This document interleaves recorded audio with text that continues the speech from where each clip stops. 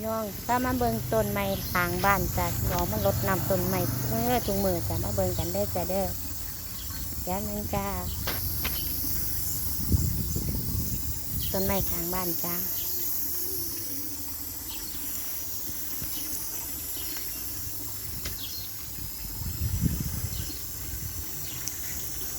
กำลังลดต้นน้ำดอกไม้กันจ้าต้นไม้ทางบ้านค่ะ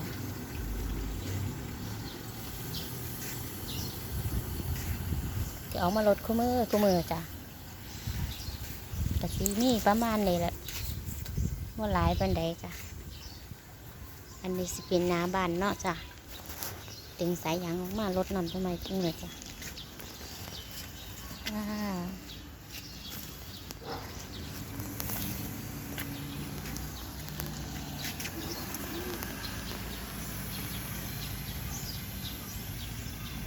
ประมาณนี้ละจ้า